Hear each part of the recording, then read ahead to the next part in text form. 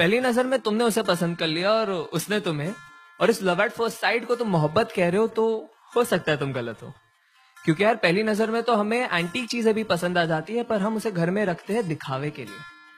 बस क्योंकि देर रात तक तुम दोनों ढेर सारी बातें करते हो और इसे तुम मोहब्बत समझते हो, तो हो सकता है तुम गलत हो।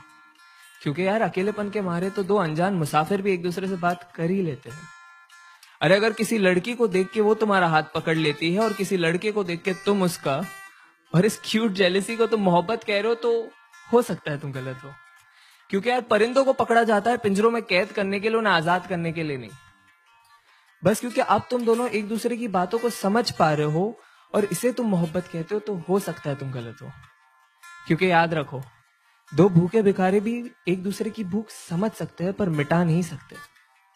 अरे अगर तुम एनिवर्सरी का सेलिब्रेशन हर महीने कर रहे हो और इसे तुम मोहब्बत कहते हो, तो हो सकता है तुम गलत हो। क्योंकि दास्तान इश्क को बयां करने के लिए साल का कोई नंबर नहीं चाहिए होता। अरे बस क्योंकि तुम उसके इंस्टा स्टोरीज का और वो तुम्हारे स्नैप स्टोरीज का हिस्सा बन चुकी है और इसे तुम मोहब्बत कह रहे हो, तो हो सकता है तुम गलत हो।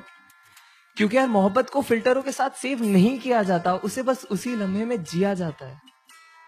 हाँ लेकिन अगर जिस्मों में उलझने से पहले तुम उसकी जुल्फों में उलझना चाहते हो, अगर वो बेखौफ अपना बचपना तुम्हारे सामने जाया कर देती है, अगर उसके कपड़ों के बेपर्दा होने से पहले तुम अपने सारे राज उसके सामने खोल दिए और उसने भी अपने सारे डर का जिक्र तुम्हारे सामने कर दिया है, अगर उसका हर आंसू तुम्हारी ही कमीज पे बहता हो और तुम्हारे मुस्कान की वजह उसकी नादानियां ही हो, तो शायद नहीं यार, यही प्यार है। और अगर ये प्यार तुम्हें मिल गया है तो इसे पकड़ लो, जकड़ लो, गले लगा लो और जहां मौका मिले बस इसे कहते रहो कि तुम इससे कितना प्यार करते हो।